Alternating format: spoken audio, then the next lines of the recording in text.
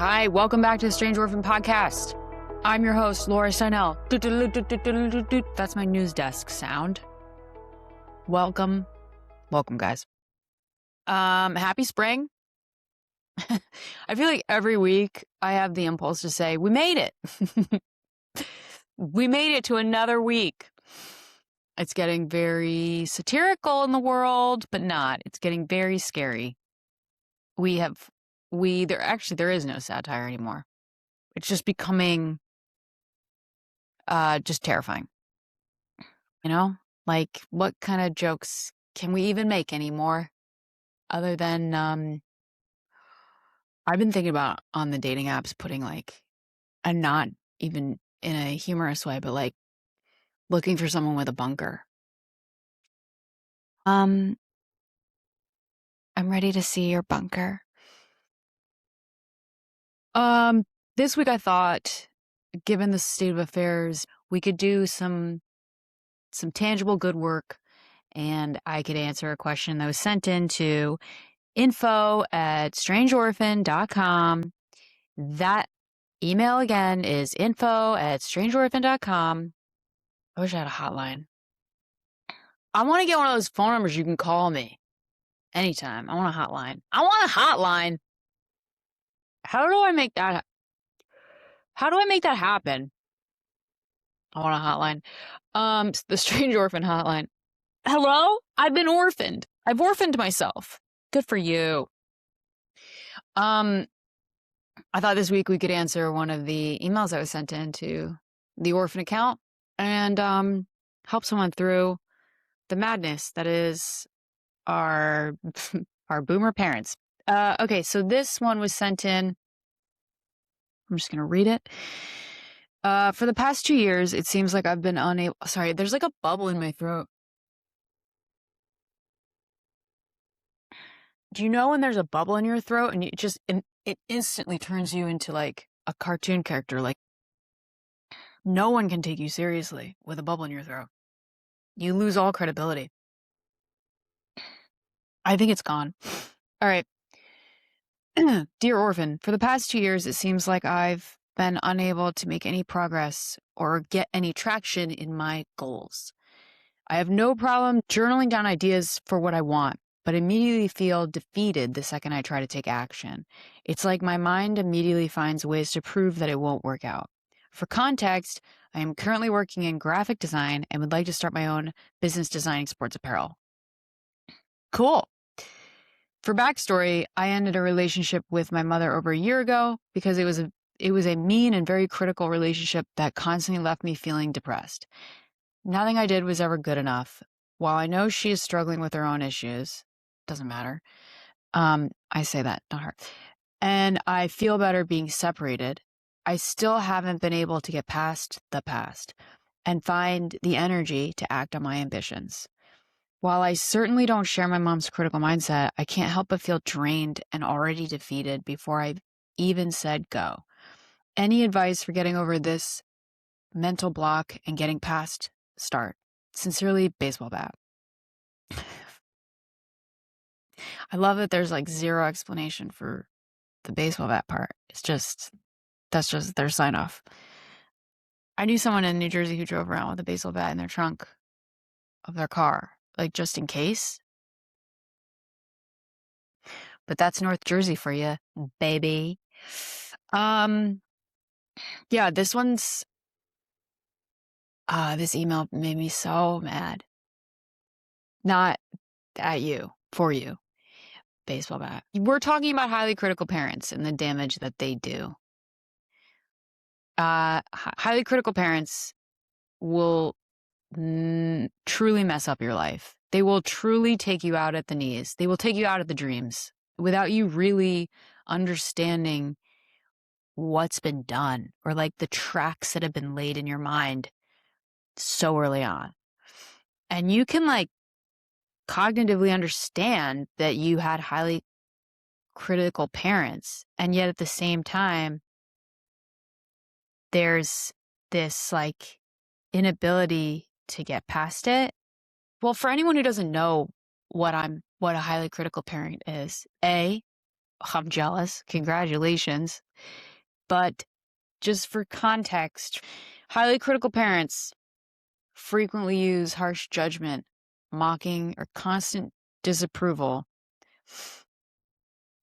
creating a nothing is ever good enough environment that often leads to low self-esteem, perfectionism, and anxiety in children. Long-term effects include a harsh inner critic, depression, fear of failure. Healing involves setting boundaries, practicing self-compassion. A little more than that. Signs of overly critical parents: constant fault finding, high expectations, lack of compassion. List goes on and on. Someone the other day gave me feedback on the podcast, and they were like, "It's really good." Like, they were being lovely. They were like, "It's really good. I'm really enjoying it. I think your episodes could even be longer." And I was like, "Oh, no, what?" In my mind, I was like terrified at the idea of like putting more of myself out there. And then I realized, like, oh, you have a problem like taking up space even on your own show. Like, even in your own life, you have a problem taking up space. And I was like, oh, yeah, I was raised by very critical people, and it turned me into a maniacal perfectionist who just wants to hide. You grow up with enough criticism, you learn to start taking yourself out at the knees before anyone else can, because you're just expecting it. Highly critical parents prime you for like self-sabotage, and which I was constantly sabotaging myself. I was constantly finding a nice carpeted set of stairs to throw myself down right before a big win. Because you're so used to being criticized and nitpicked that you're like, well, I'll just kill this before I can, because I'm waiting for that like attack. So you're like, well, let's just kill this now because I can't wait for that. I can't hold out, even though it may not even be coming. You just can't. The devil, is your own sabotage, and that's better than what could be awful. It's how so many people just like end the potential of great things. And then the other thing, you learn to do is divest your energy in shitty ways. Like, if you come from a highly critical house, you don't think that your energy focused in the right direction will amount to anything. So what you do is you give your energy to a bunch of losers. Guilty. I found so many people that like negged me, that would like neg me, because it was what I was used to. I was used to the criticism at home, so I would find like these freaking vampire idiots who would just neg me to keep me like at their shitty level, instead of focusing on my own dreams and my own path. You're just like in the passenger seat of some loser's car, listening to them talk about the band they want to start, while they tell you like, you would be prettier with shorter hair. It's like, what am I doing here? Awful. And it just wears you down. It's like you've been infected with some kind of like ineptitude virus, that you're like, I don't even know where to start because I feel so.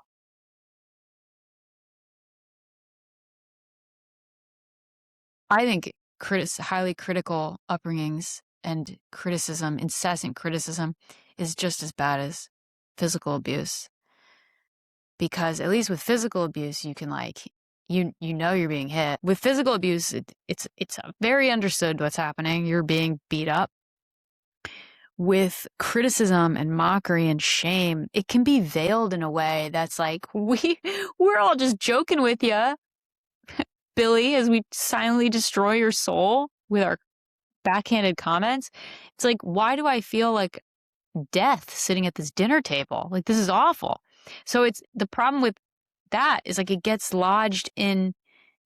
burrowed into your body and like the fibers of your being, and it silently destroys you. And you don't really know how to vocalize why you feel so awful. It just chips away at your power and your sense of worth and like your ability. I think there's even like a worse subset where I think there's a subset within the highly critical group. We're going deep here, but I think there's a group of parents with probably narcissistic tendencies as well that have a very they have a very insidious way of sussing out quite early what your strengths might be, like sniffing out the exact area that you're meant to shine and then like snuffing it out before it has a chance to bloom. Just clipping those wings early, man. I got one of those. I started writing plays and scripts in like college, and I would like bring them to my mom, and she'd be like, I don't want to read this. I just say it very bluntly, which I respected actually. And then I was like, I got this like job doing like talk radio, and she would always be like, who would want to listen to you? And she would say it. She would like, who would want to listen to you? Well, I don't know why they hired you. And I was always like, I would like laugh it off because you don't know what else to say. Like, and I think like when you're young, you just shove that stuff in the back of the mind and the back of your heart, and I don't really look at it and inspect it, but it's there. And it becomes the track that plays in your mind when you go to that interview or when you go on that date. The reason like highly critical upbringings are so problematic is like, it's not like it just happened. The criticism just happened back then and now you're free because you're out of that house. No, like that's what I think you're experiencing, baseball bat, is like it laid down a mental foundation that you're now having to overcome and override. And it's really hard to see. It's hard to see it. What I've found is like, it leaves you with this sort of, I call it the gap of defeat, where there's this thing you want, and then there's where you are. And there's this giant gap between the two. And like physically and mentally, you don't know how to bridge the gap. It's like any ideas to like move towards it, your body either resists it violently. Your body's like, I can't physically take that step. Or like any plans that you make or ideas that you have towards moving towards it, you immediately squash them and tell yourself they won't work. And so it's like, well, how do we bridge that gap? Because I know that the longer you don't take action on the things in life that you want, the wider that gap becomes. And here's the really painful truth. The wider these gaps get, the smaller our lives get. If that makes sense. Because science shows us this, that our beliefs determine our actions and our behavior determines outcome. So if we don't do anything, if we don't take any action towards the things we want, they're not just going to land in our lap, right? Like that's pretty much how things work. I mean, you could try to manifest, but you've got to take some action towards your wants. Even if you're presented with like a clear, like an opportunity, you still have to walk through the door of that opportunity. And you probably have to walk through it sober or not hungover from the night before, or like, you know, in clean clothes, not smelling bad. You have to take the aligned action to like make it happen. And so how do we close these gaps? Like, how do we override the programs that we can't even see clearly? Here's what I think is the deal for so many of us. The mind sort of informs the body, and then all of it works together to inform our life. In other words, you have the frontal brain and you have the subconscious brain. And those two, and this is I'm being very general here, being very broad, but like your frontal cortex, which is like your thoughts and your decision making, and your reticular activating system, which is your scanner, which says like, which just shows you what you want to see. It shows you what to see. So like there's doors that you don't even see as an option because you're not programmed to see that. You're programmed to see the like scary stuff, to brace for it. You're scanning to see the negatives because you're so used to being attacked with criticism, right? And then you've got the subconscious, which is all somebody else's beliefs and programming from like 0 to 8. You're just pumped full of someone else's thoughts, and then they become your subconscious tracks. And those two things determine our emotions, and then our emotions determine our actions, and our actions determine our life. And here's where it gets really unfortunate, is that you don't really have a subconscious. You have a septic tank. Your subconscious is backed up with someone else's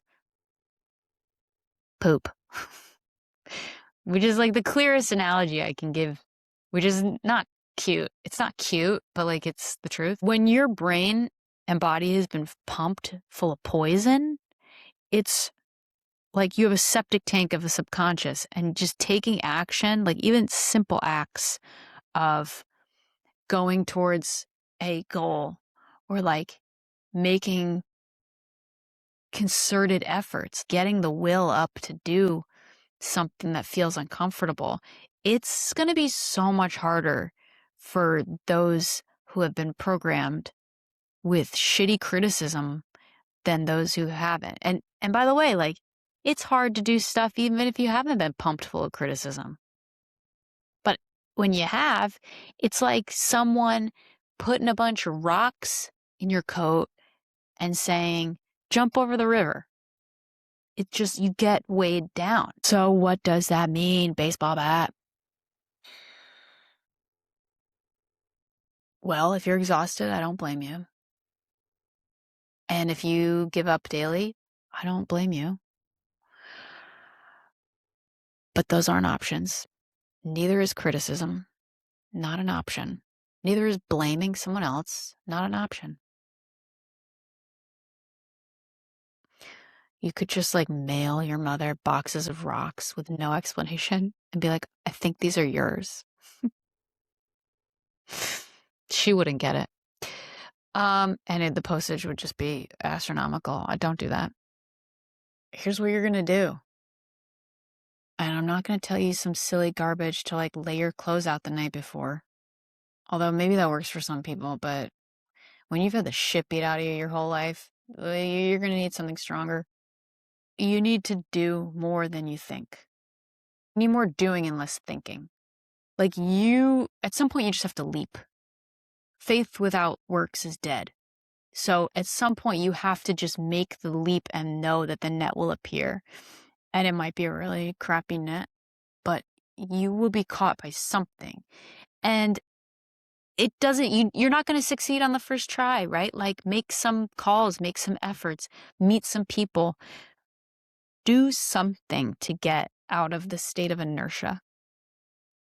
Because the longer you stay in that inert state of, I don't even know where to start, that becomes a cemetery for your life. You're going to get stuck there. So just do the most vulnerable thing you could do. Reach out to somebody who's done what you've done and ask them to get coffee. I don't really know anything about like your field. But anything you can do to get yourself out of the planning and more into the doing is going to greatly benefit you in ways that you can't even perceive at the moment. Again, thinking isn't our friend anymore. Like you can't therapize yourself. After a certain point, you just got to leap. Trust me, and I'm telling you this as someone who like, I still go to battle every Tuesday. Every Tuesday before I sit down to write and do this podcast, I still hear, who would want to listen to you? It's not like it's a voice that goes away. You just learn how to do battle with it. And it gets weaker, but it doesn't go away. You just learn to, you know where the moves are going to come, right? Like I know the feeling in my body when I'm starting to hide and reject something. And I go, okay, there's that feeling. You got to puff yourself out of it. You have to be the resistance energy to it. And it's going to be very uncomfortable at first, but you have to sort of keep pushing yourself in the direction of discomfort. Discomfort. I feel like I sound like one of those guys that like writes books on like the I don't know, the 3-hour workout week or something. But Yeah, you're going to need to do a little discomfort, which sucks because if your upbringing was highly critical, it was probably already pretty uncomfortable to begin with. And I hate to tell you, we've got to do the uncomfortable thing now because it pays off greater dividends later. I'll say this. Oh, man, I fucking hate these parents. I say this, people don't understand. When you take on the responsibility to raise a child, that's like opening up a bank. And you can either withdraw from that bank or you can put into that bank. But what you get out of that child later on is what you put in early on. Like life is a game of energetic dividends. And what we accrue over time is the results of efforts and our energy and our attempts. And sometimes you win and sometimes there's little failures and deficits, but they're not really failures. It's like you just keep striving and striving and striving, and it adds up. Life is a game of accruing dividends.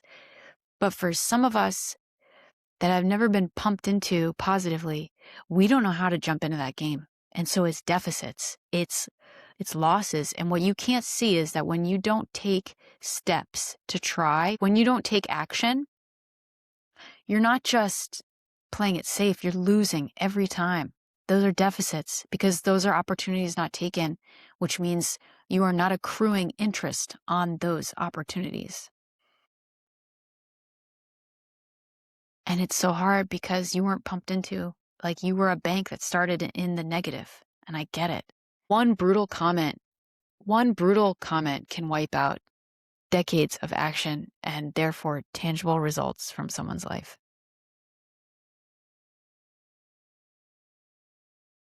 Who would want to listen to you? It should make you mad. It should piss you off because that's energy that should be going outwards, but instead it's being misdirected and it's being used against yourself. I have so much anger at parents that tear down children. That was not your job. That was never your job. That is not parenting. To destroy somebody's soul that early on, to crush someone's spirit because you were too chicken shit to do something with your life, that they had to consciously diminish the spirit of a child so that they wouldn't be threatened by their own inadequacy. Fuck that. That's not parenting. That's not parenting. That's fucking evil. Fuck them to the moon. So back to you, my friend, baseball bat. I'm seeing the baseball bat picture quite clearly now. I'm getting the context you've sent, and I agree with you. I really hope that you're going to a batting cage later after this. Some meager advice. I know the feeling of feeling like you're stuck in cement and you don't know how to get out of it. But it's not the truth. It's an old subconscious program making the body feel a certain way, and none of it is true. And you just have to choose to see the doors that you've never seen before. You have to train your brain to look for the opportunity instead of the attack. And then every day do something to shorten the gap. Even if it's the wrong thing, like just take action. You never know.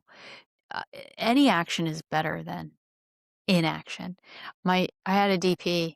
He gave me these Brian Eno like creativity cards. They're called like oblique systems or oblique strategies or something. One of them, they're basically just like creative cards to get you out of a funk so that you'll take action instead of like languishing in inertia. One of them is like, start with your worst idea.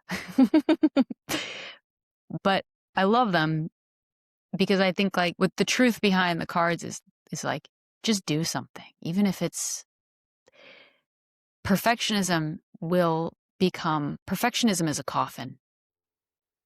And then my other advice is to just hold steady through the discomfort, because it will be uncomfortable to take action when your heart is telling you it's pointless. That's just the past. That's not true.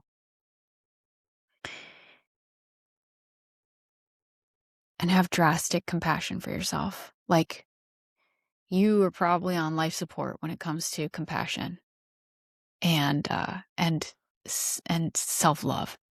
And so you have to be the parent that you wish you could call in all this, and like do something really nice for yourself every time you. How about this? Every time you make an effort and you do something actionable towards your new future, because it is going to be real, give yourself a treat, however small or large you want it to be. I plan my treats for after I write these podcasts. I've got a bar of Lint 85 with my name on it sitting in my refrigerator right now. Don't think I'm not going to crush that after this is done, because I deserve it. And then